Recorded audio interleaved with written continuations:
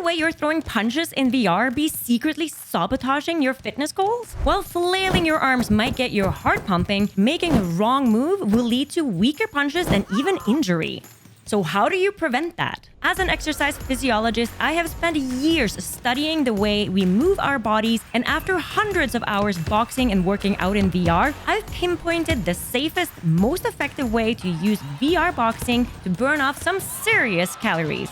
In this video, I break down how to safely get fit using Thrill of the Fight 2, while also giving you the tools you need to win games and rank up. Big thank you. Shout out to Halfbrick for sponsoring this video. Let's go. I can't come in. Ooh, nice job. Whew. Oh, I'm gonna be so tired. All right, there's that phase. Stop fighting. 166.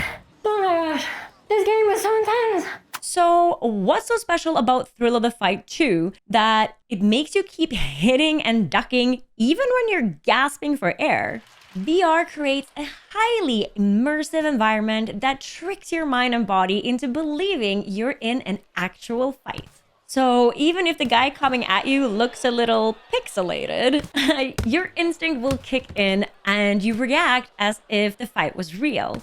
The game triggers your natural instincts to fight back and defend yourself, releasing that rush of adrenaline that lets you move faster, punch harder, and fight for longer. The game is structured into 3 rounds, each lasting 2 minutes with a 1-minute break in between. This type of exercise structure is known as HIIT, or high intensity interval training, where you push yourself as hard as you can, followed by a break to recover, and then repeat and do it again. HIIT is fantastic for boosting your cardiovascular health, increasing your energy, and torching calories, all without needing to carve out hours in your day. But there is one major problem that almost everyone faces when playing Thrill of the Fight 2. And if you're not careful, this can cause some serious injury. So it is roughly 8:30 a.m. and I just got up after spending about an hour yesterday doing my last 3 qualifying matches in Thrill of the Fight 2. And today, I can't move my arms. I can barely lift them up. I honestly have no idea how I'm even gonna get dressed today. So, oh, that's not working out. Yeah. I know I'm not the only one who has experienced this. The internet is flooded with comments from people saying the same thing. So what's going on? Imagine that your body is a house and your workout renovation project. During an intense workout, your muscles experience microscopic tears, like knocking down old walls to prepare for an improvement. Muscle soreness is the lingering dust and temporary discomfort that comes after a demolition. A sign that progress is happening, but the work is not done yet. As your muscles heal, you become stronger and better adapted to the activity. Just like the renovation gives you sturdier walls and a better design. When doing activities you're not used to, like playing a new VR boxing game, it's common to be sore for a day or two. And even though being sore sucks, being consistently active will make it less common. Yeah, you like that? Ha! But there are times when aches and soreness are warnings of bigger issues. Throwing punches too fast or too hard without control and without hitting a physical target can cause a lot of strain on your muscles and joints. When boxing in VR, there is usually some kind of visual or like haptic sensory feedback letting you know when you've hit your target. But in Thrill of the Fight 2, the fighting experience is made to mimic reality. Without a physical object to hit, the adrenaline rush in the ring can cause exaggerated movements. This puts a ton of extra strain and tension on your body, which leads to that shoulder pain and muscle soreness that you feel for the next couple of days. So when muscle soreness linger for more than 2 or 3 days, it's likely that you've accidentally knocked down a wall too many or uncovered an unexpected issue. Either way, you'll need a little extra time to recover and repair. The good news is just like fixing up a house, there are tools and steps that you can take to prevent this as well. My first tip is to squeeze on your controllers every time you go to punch. This will tighten your muscles and prevent you from losing control of your swing. Adding strength training to your routine will help support your joints and help you hit harder. Exercises like push-ups, shoulder presses, or even shadowboxing with 1 or 2 pound weights are a great start and something that can easily be done in your own home. I always recommend filming yourself while in a match.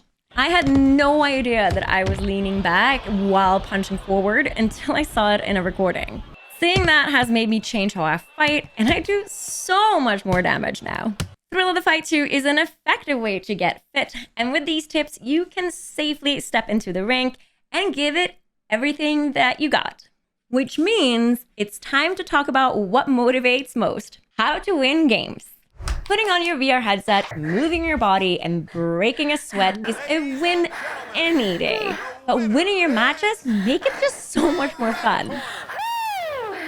So let's break down how you can raise your hand in victory after every round. Thrill of the Fight 2 is in early access, and there are constant updates on how damage is dealt in the game. Taking 5 to 10 minutes to punch the training doll and looking at the damage output will not only give you valuable insight into how to deliver the most damage in a match, but it is also a great warm-up. Remember that you need to land at least 50 damage to stun your opponent, 75 for a knockdown, and 100 for a knockout. So take this time to see which hits you are most likely to stun your opponent with.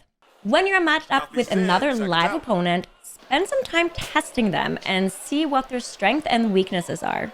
If they're constantly hitting and waving their arms, move around them and let them get tired before you go in for your hit.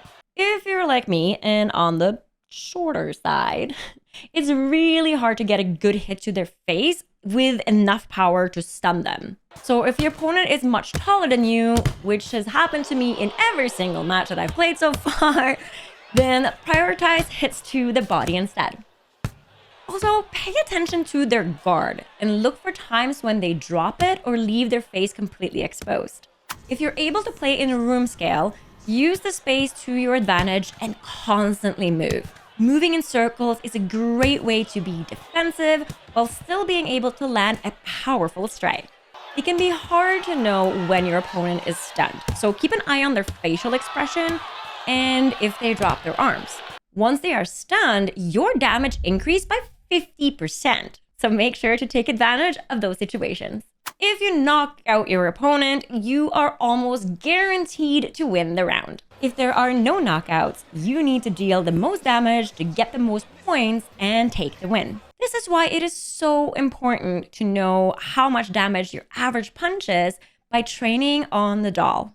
This is also why it's better to land a few really good hits instead of spamming tons of weaker punches, as you're very unlikely to stun your opponent that way and you're likely to just wear yourself out. At the end of the match, make sure to check the damage output so that you can keep track of how you're doing, how your matches are improving, and what you need to work on. Apply these simple tips to your next match, and I promise you'll make your opponent work hard if they want to take that victory away from you. Although these tips will get you a long way, they will only be as beneficial as your boxing technique. If you don't know how to block, throw a proper hook or jab, or dodge incoming attacks, then you will still have a really hard time winning matches. So watch this video next as it breaks down how you can learn to box like a champion.